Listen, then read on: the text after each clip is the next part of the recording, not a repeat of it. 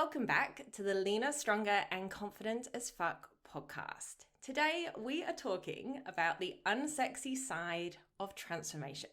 Because here's the thing, everyone wants that after photo. We see them all over social media, the transformation before and after, and we look at the after and we think, yes, I want that lean, toned physique. I want to feel confident in my body. I want those results. But not too many people talk about what it actually takes to get from that before to the after. Yes, I know that we might understand the principles of if we want fat loss, we need a calorie deficit, we need to eat more protein, we need to go and lift weights. But what I want to talk about in this episode is the boring, repetitive, unglamorous stuff that needs to happen every single day to actually create a result. And here's the thing, it's not sexy. It's not great, Instagram clickbait content. It's not a hack. It's not a shortcut. There is no magic pill. But if you want the outcome, you need to be willing to do the work that comes with it. And so I want to pull back the curtain on exactly what that work looks like and what I am doing myself day in, day out at the moment to get myself ready for a fitness photo shoot. So I'm going to share 10 unsexy things that I am doing on a regular basis right now to build my most confident body. But I also want to say with you that this doesn't mean that the process of transformation is boring. I am loving the journey. I'm absolutely loving all of the things that I'm doing. I just want to be really honest with you about exactly what it takes. So then you can decide if you want to also really go all in on creating a specific result for yourself. And that doesn't mean that you also have to go and do a fitness photo shoot. Maybe you just want to look great in, a bikini or your favorite outfit this summer. And maybe you just want to build a strong, confident body so that you just feel great in your own skin throughout the entire year. Whatever your goal is, it's completely your goal to own. And at the end of the day, you might not need to take these things that I'm going to be sharing with you that I'm doing right now to the level that I'm taking them for this prep. But there is going to be some level of needing to do this if you want to get a really solid body transformation. So currently I am just over 12 weeks into my fitness photo shoot prep at the moment. I have 15 weeks left to go. So it's going to be happening towards the end of May. And I have leveled up my approach significantly for this photo shoot, for how I'm approaching my nutrition, my training, and my recovery. But most of the 10 things that I'm going to be sharing with you in this episode, I was already doing them in some form anyway, because as you'll learn, none of this is about any kind of crazy fad or gimmick. It's literally doing the foundations really, really well. So let's dive in. The first unsexy thing that I'm doing to build my most confident body is playing the long game over chasing a quick win. So I have given myself 7 months to get ready for this photo shoot. Not 7 weeks, 7 months. And that doesn't mean I've been spending 7 months in fat loss. In fact, I've only just started moving into a phase where we are working on more fat loss. Before then, I have been focused on mainly priming my body to get a better result in fat loss, and that has been eating at maintenance. And if you go back to previous episodes in this podcast, you'll be able to hear more about the primer phase that I've just done, so I'm not going to go into that here. But even before this 7 month prep that I committed to, before then, I spent most of the last 2 years in maintenance, focused on building muscle. Because when you're going for a true body transformation, you want to both have periods of fat loss, most likely for everyone, that will be some point of their journey, but you also need to spend time building muscle. Building muscle is a slow process. It does not just happen overnight. And so it's something that you do need to give yourself time for. And when I go through this fat loss phase now, all I'm going to be revealing is the muscle that will have been built in the previous 2 and a bit years. And so if I hadn't spent any time changing my physique in that way before, then I might not be getting as good a result in this prep as I hope I will be by the end of it, because of that time that I spent building muscle beforehand. And I will probably, no doubt, get to that photo shoot date and think, well, if I want to take things further, that will involve building more muscle. It won't be achieving more fat loss because I will be lean at the end of, even leaner by the end of this prep. But if I want to take things further, that will involve building more muscle to create more shape and definition. And that takes months. And so that's not exciting for most people to think about. Most people's goal is going to take them a lot longer than they actually think. But playing the long game is something that if you focus on doing that in a couple of years, you will be absolutely amazed at the progress that you can make. And I'm not saying that everyone's goal is going to take them 2 years to achieve or anything like that, but I'm saying stop thinking about things in terms of days and weeks and start extending the timeline of achieving a proper body transformation. Because if you want to go through periods of fat loss and muscle building, that is something that takes more than just an 8-week challenge. And if you want lasting results, that comes from creating a foundation of habits that supports you through all phases, not just doing something when you're in fat loss and then just going completely off the bandwagon the rest of the time. It means having a solid foundation that you continue to build on over time. So it requires patience, and it requires you to zoom out and think in that longer term picture. Changing this is something that made a huge difference in my own journey. And so many people aren't willing to commit to the long game because they don't want it to take as long as, someone might tell them it will make. But then instead, they will spend years bouncing back and forth between diet and ending up, losing and regaining the same weight over and over, and just ending up back in the same place in that dreaded yo-yo cycle. And I did this for years in the past myself. And it was only when I stopped doing that and decided to really focus on a full body transformation cycle where you do have periods of building muscle, where you do go into strategic fat loss phases with an end date, reverse out of it and repeat. That's when I really started to shift my physique. So 7 months for this prep, but also there has been some prep work done before that for the last couple of years. So the second thing that I'm doing is I am tracking my food 100% of the time. And that is every single day, every single bite that I'm taking, it is being tracked. And again, I'm doing this for the entirety of my prep because it is the thing that is going to create the most predictable results. And it hasn't been just these 7 months that I'm doing it. I have been tracking my food really, really consistently and accurately for, again, pretty much the last 3 years. I've been tracking my food in some way off and on for pretty much like a decade now. I've had periods where I've not tracked and I've maintained. I have periods when I've worked towards a goal and I've tracked. But in the last few years, when I've really been focused on building muscle and going through full transformation cycles, I've pretty much tracked like the entire time of that. I've tracked when I've been in maintenance. I've tracked to make sure I'm fueling myself well enough to be able to build muscle. I've tracked if I've done any short fat loss phases in the last couple of years. And for this prep, it is an absolute non-negotiable. And something that I hear from some people who continue to fight the idea of tracking. And again, it's like, everyone can make their own choice. I'm not saying everyone has to track, but if you want predictable results, it is the most effective way to do it. And sometimes I'll hear from people, they'll say, I just didn't want to track because it just felt too time consuming.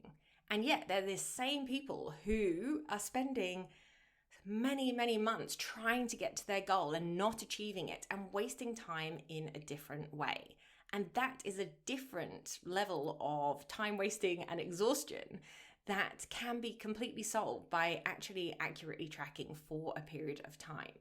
And tracking isn't something that needs to be seen as something that is obsessive. It is the best tool that you can use for awareness, for being able to understand how to really fuel your body well, for health, for performance, for energy, not just for, achieving a body transformation result. And it is the one thing that's going to stop you guessing and give you the best data to be able to work with so that you know exactly what levers to pull when you need to create whatever result you want, whether that is fat loss, maintenance, or building muscle. And then when you learn how to track consistently, it can also be really, really easy to do in a short period of time. It doesn't take me very long at all to do it because it is a skill that I've developed so much over time. And the clients of mine who do also commit to tracking to that level of accuracy, they also tend to get the most efficient results possible. And with most of my clients, they track calories and protein only. I currently, for my prep, am tracking all 3 macros, doing protein, fats, and carbs because of the level of result that I want. But for most of my clients, they just track calories and protein, and we look at fiber to make sure that they are getting enough fiber for their health. And in doing so, it can give much more flexibility. It's much easier to hit. You're not trying to hit all 3 numbers. And it also, like I said, can get you to your goal so much faster. So that's the second unsexy thing I'm doing for my own transformation. Number 3 is that I am showing up no matter what, no matter how I feel, no matter whether I am motivated, no matter what the weather is doing outside. I'm in UK winter at the moment. And so I have been getting up at 6 o'clock in the morning without fail in the dark for months now. And I am not motivated all the time. There are days when I don't want to train. There are days when I'm tired. There are days when I would rather sleep in and skip the gym or not go and get my steps in. But I have just decided that I am not negotiating with myself in this prep. And to be honest, this is a skill that I've developed a lot over the last few years myself anyway. Just showing up, being someone who does what they say that they're going to do. And this is a skill that I have developed over a lot of trial and error. There was a time when I used to go back on what I was going to say or what I said I was going to do over and over again. But I also ended up staying stuck in that yo-yo cycle during that time until I just got completely just sick of my own shit, to be honest, and was just like, right, I need to do something different. And I practiced coming up with what I was going to do and it being a reasonable plan and not something that was absolutely ridiculous and hard to stick to. Showing up for that, proving to myself that I could do it, and repeating. And so now I've committed to this prep. I knew what it was going to involve. I knew that it was going to require me to level up, that there was going to be no excuses tolerated from my coach, and I just needed to do all of my targets no matter what. And the reason I'm able to do that is, again, because of all the time I spent practicing these skills while at maintenance, while building muscle. And so now I am dialing it up. It's easier because it's coming from a solid base. I'm not trying to go from 0 to 100 all in one go. And so for 2 years, I spent time training 3 times a week, hitting 12,000 steps a day. And now I'm training 4 times a week. My steps are still the same, 12,000 steps a day. And I'm also doing cardio on top of that. And again, this is pretty easy for me because I've just got into such a consistent routine with it. And it's not because I have suddenly developed these superhuman qualities to be able to just kind of always, hit my targets. It's because I have just become someone who does exactly what they say they're going to do and just honors my commitment to myself, to make myself proud and nothing more. And it's completely, it's unsexy to talk about. You got to do what you got to do, even if you don't feel like it. But it is also one of the key factors in being able to get the best results in your own transformation. The key, though, is to make sure you are committing to something that you actually can do. There's no point in saying that you're going to train 7 times a week, which you don't need to anyway, if you definitely can't do it and you can't stick to it. You need to start with something that you can stick to prove it to yourself, and then build that up over time. Then the 4th thing that I'm doing is I plan my weekends. This one really is not sexy, and it is something that so many people do not do. And it takes work. I just don't wing my weekends. And this is something that I am having to be really, really, really dialed in with this photo shoot prep. And to be honest, this is one of the hardest things that I'm having to do. I shared in a couple of episodes ago how tackling weekends is still my weakness out of all of the things that I am working on, because I love my weekends just like the next person. I have a very, full social life, just like so many other people as well. I have things I want to do. I love being spontaneous, and I'm having to be really, really thoughtful about what I say yes to and how I navigate certain commitments to be able to hit my goals. And so things that I'm doing are like, I'm talking to my husband about our plans a few days before so that I can then make a plan about how I'm going to hit my nutrition targets, thinking about how I'm going to get my steps in. If we're going out to eat, I'm looking at the menu ahead of time, and then I'm tracking the rest of my day of eating around it. And I'm also saying, I don't want to go to that restaurant if I can't find something that I can eat off the menu. And I'm saying, can we go to this one instead? Sometimes I am taking food with me. Like if I'm going to a friend's house tomorrow and there's a bunch of us going around And I am taking food with me because I want to be able to hit my targets, and I don't want to be at the mercy of whatever they're going to cook. I'm sure it would be absolutely lovely, but I'm on a very specific prep with a very specific goal, and that is going to require me doing some very specific actions. And so I can't afford to wing it if I want the best results. And that's the thing, like, results are rarely challenged Monday to Friday when people are in routine, especially if you're someone like me who has a good solid routine. It's the weekends when that routine goes out the window, when there's less structure. And so if you're not planning your weekends, then we just end up getting into a space where we just, I hope I hit my targets by the end of the week. And that is not the best strategy if you want to get the best results. But planning doesn't mean that you can't enjoy yourself, that you can't, have some flexibility or anything like that. It just means that you're being intentional. And the phase that you're in is going to require more flexibility or less flexibility. For example, if you're in fat loss, trying to live your best, most balanced life in fat loss is going to make that fat loss phase drag on and on and on, because it's probably going to affect your results. If you're in maintenance or muscle building, there's so much more flexibility that you can have. So it's also about knowing the phase you're in, knowing what your goal demands of you, and then adjusting accordingly, knowing that it's not a forever thing. I know that after this prep, I'm going to go back to having much more spontaneous weekends, and I will be saying yes to eating at my friend's house along with everyone else and not bringing stuff with me. So I know that it's short term, and I'm willing to do the trade-offs for that short term for the result. And this is a huge difference from how I used to approach things when I was younger, because I used to just think, I'm going to have to do this for the rest of my life. And I used to just be fighting myself the whole way. Whereas now I know that I can be really flexible and maintain for the rest of the year when I'm not working towards a specific goal. So I know what I've committed to with this one, and I'm okay to make the short-term sacrifices to be able to achieve it. And then number 5 is that I am following a routine 7 days of the week. One of the first things that my coach said to me when I started working with him on this goal, he said that people who do really well at these kind of preps, and a photo shoot prep is, to give you some context, probably like the next rung on the ladder down from doing a bodybuilding show. So it's not quite as intense as a bodybuilding prep, but it is close to it. And he was like, the people that do the best in the results that they get are people who have really solid routines. You have to put so much on autopilot because there's a lot of things that you're trying to fit in, a lot of targets that you're looking to hit very precisely. And if your routine is all over the place and changing all the time, it takes up so much brain power. And so even if you're not looking to do a photo shoot or a bodybuilding prep and you're looking to achieve a fat loss goal, for example, having a routine and a structure is going to allow you to just be supported by that routine to get the best results. So I eat at a similar time every single day for my meals. And I don't mean like I literally sit down on the dot at the same time. But for example, I tend to have lunch between like 12 and 1. And then I tend to have my breakfast between like 9 and 10, just kind of like a window like that. And in doing so, your hunger cues also become much more structured and much more manageable. And then you get used to your body just gets used to the routine that you create. And so it's much easier to just then turn up, do what needs to be done, and then move on with your life. I also get up at the same time pretty much every day, 6 a.m. right now, even at the weekends. And I eat currently 5 meals a day, and I go to sleep at similar times. I drink the same amount of water each day. I'm eating the same foods on repeat pretty much every day.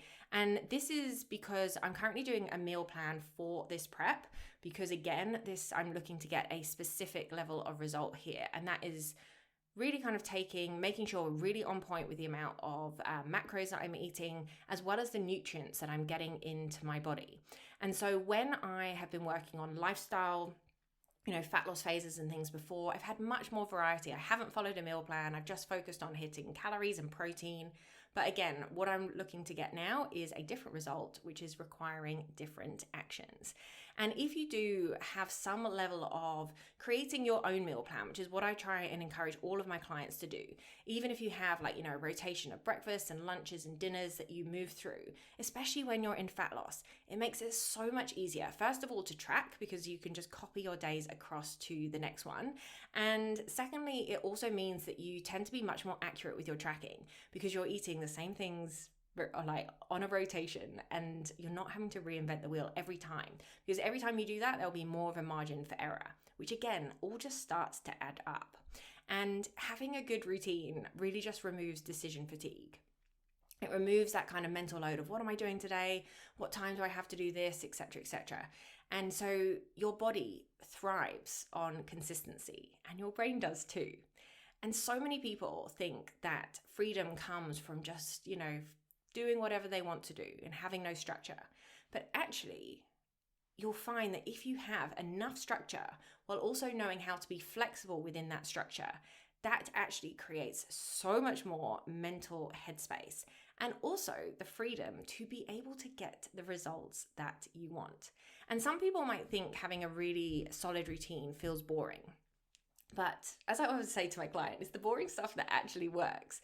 And what's not boring is the results.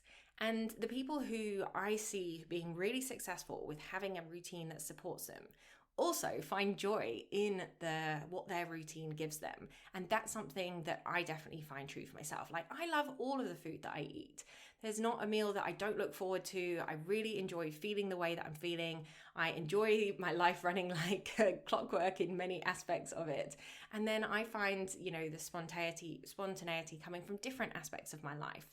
And if you see your routine as something that can support you, it stops becoming something that feels restrictive. And then number 6 is I am investing in a coach. And so I have invested in myself plenty of times with my health and fitness, of course, over the years. I've been part of group programs. I've had one-on-one coaches before. But in the last couple of years, when I've been working on building muscle, I've been coaching myself a bit, and I've also been part of, a community of other coaches. But for this prep, because I was like, right, I definitely want to level up, and I really want to be held accountable to a higher level, I was like, right, the first thing I did was invest in a coach. So I've been working with my coach since November and doing exactly what I do with my own clients, doing a check-in every single week, filming videos of myself doing training to get technique feedback on things like that. And I love having someone in my corner again, someone who is, holding me accountable to the things that are required to get the result, who is showing me, ways to level up my routine even more, because he himself is actually training for a bodybuilding prep. And so he's, going to another level above where I'm at. And so I'm learning from him and absolutely just loving the process of that. And it's great to be able to, have the support myself, because my job is coaching other people, and I give them so much support and, guide them through their own journeys. And so it's really nice for my own experience to be able to be supported myself. So I'm not having to think about the decisions that I'm making for my own journey, that I can just leave that to someone else and just follow the targets that they are setting me, and ask for help when things are hard, and ask for, how do I navigate this, and what about this, so that I'm not having to think about everything myself. And so you don't have to achieve your goal on your own. And if you have not achieved a level of result before on your own, and you keep spinning your wheels, one of the best things that you can do is get some help, because I guarantee it will fast track your results. As long as you decide to invest in someone who, you make sure you do your due diligence before hiring a coach, that you know the kind of methods that they use with their clients, that you resonate with the values that they have, that you know that you will be supported by the approach that they have. Because, I've had some negative coaching experiences in my life, and from that, I've learned what to look for in a coach, as well as, the kind of coach that I want to be for my clients as well. And then number 7 is we're making data-driven decisions. So I don't just track my food, I weigh myself daily, I take measurements and progress photos weekly, I am tracking my sleep, my digestion, my energy, hunger levels, and I am paying attention to what my body is telling me. And so my coach is obviously looking at the data as well and using that to make decisions. But I am, across all of this data myself, observing it, seeing what we're learning from this process. And when you use data to make the decisions about your transformation, you take your emotions and your feelings out of it. You're not just looking at what the scale says on one random day. It removes drama and just reactive decisions, and it allows you to spot the patterns and tells you what is actually working and what's not. And in doing so, you can then make smart decisions about any adjustments that need to be made, rather than thinking that nothing's working and suddenly I need to change absolutely everything, which is what so many people can do when they're just going, for example, on what the scale says on one random day. So data allows you to look at that bigger picture and make those calm decisions when your brain is telling you nothing's working, or, I need to change absolutely everything at once. Like, I just had a conversation with one of my clients this week who was like, shall we drop calories? Because the scale hadn't moved for about 5 days. And I was like, nope, we are not. We are just holding, because there's a very good chance it's going to drop off again very soon. And knowing when to be patient and being able to read that data over time is a skill that, takes practice. And sure enough, we just waited another couple of days and the scale suddenly did a big drop off with this client. And it's like, why would we take away food when we don't need to? Sometimes you just need to be patient. So data might not sound exciting, but it is one of the most powerful things that you can use in your own transformation journey. And then number 8 is I am saying no to some things. And I'm saying no to some things right now that I would like to say yes to. I have said no to a couple of social things that just don't feel aligned with my goals right now. And I'm okay to do that in the short term. I've spent so much time in the last few years saying yes to absolutely everything and being in a position to do that because I was in maintenance and building muscle and had loads of calories. And, that wasn't where my focus was at the time, and that's completely fine. And it's been a long time since I have said, no, I'm okay to skip this right now because it's not aligned with my goals. But that's the truth that I'm having to do right now if I want to get the result that I want. There's lots that I'm still working around and navigating to make happen. But there are a couple of things that just aren't really kind of sitting with my goal that I've just said no to. And something that I've learned from I've moved countries a lot over the last few years. My husband, Joe, and I have done some nomad adventures, and we have moved back and forth between Australia and England. And I have missed out on a lot of social things with friends that I have in Australia and friends that I have in England by going back and forth between the two. And something that I've just learned from spending a lot of time away from both homes is that there will always be other opportunities to catch up and more social things happening at other times.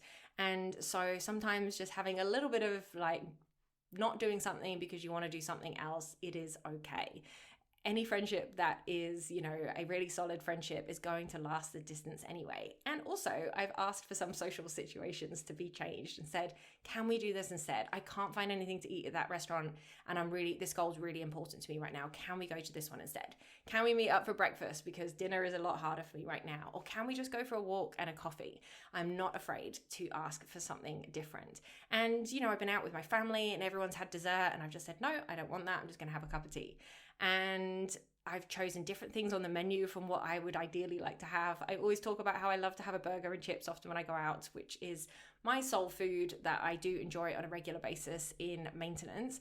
But when I'm in this fight with this goal, I'm not having that. I'm having, something that sounds less exciting to me on the menu. But again, I know that it's temporary and I'm okay for that. I'm just prioritizing what matters to me right now and owning my choices. And sometimes that means saying no, but it doesn't mean that you are saying no forever. The other thing, number 9, out of the unsexy things that are going into my transformation right now is I am not drinking alcohol. So I haven't drank alcohol for 3 months now, and I have 4 months left of the prep, and I won't be drinking at all for the rest of it. And I might have a drink at the end of it. I don't really know, to be honest. It's not something that is a high priority for me right now. And I made this decision when I committed to this prep because I just knew that not drinking alcohol would get me the best results. Alcohol affects sleep, recovery, training performance, hunger, and it does slow down fat loss. And so because I'm looking for this particular level of result, I just was like, no, I'm not drinking. I have plenty of clients who do lifestyle fat loss transformations who do have the odd drink throughout, and it's absolutely fine. I normally give the guidelines of 1 to 2 drinks a week if you're in fat loss. at the most, and you will still be able to get good results as long as you're hitting the rest of your targets. But for me, one of the biggest things with alcohol is that if I don't sleep well, I can't be bothered to get up the next day to go training. Or if I have had a drink the day before, maybe my training session will suffer. Or I end up getting the munchies and I want to go and eat foods that's not going to be part of my plan. And so just not drinking just makes it so much easier for me to stay the course with what I have committed to. And I actually just find it easier once I'm in the swing of not drinking to stick with that. And now I'm in 3 months in, honestly, I'm just not even thinking about it. It's not even on the radar for me as something I'm negotiating with myself with. So, and that's one of the unsexy things as well. No one's kind of like cheering you on because you're not drinking. Sometimes you get questions of the opposite of it, in fact. But it's something that, again, if you want the best results, cutting down on alcohol definitely is going to help. And sometimes that can be the complete opposite of what everyone else is doing. But again, I always say, if you want above average results, you are going to have to do things differently to the majority of people. And in doing so, you can also just be proud of yourself for making some choices that, require a lot more resilience and determination inside too. And then the last thing out of the 10 unsexy things I'm doing to build my most confident body right now is I am sweating the small stuff. But by that, I just mean I'm paying attention to the details. I'm not actually stressed about it. I'm not actually kind of getting really obsessed about things that, I'm needing to control. And I'm just paying attention to more details and things, tracking really, really accurately, measuring everything that I'm eating. I'm not eyeballing stuff, not having those bites, licks, and tastes. I am doing things like asking for swaps at restaurants and making sure that I'm doing the little things right, like focusing on my recovery, making sure I've got a really good sleep routine.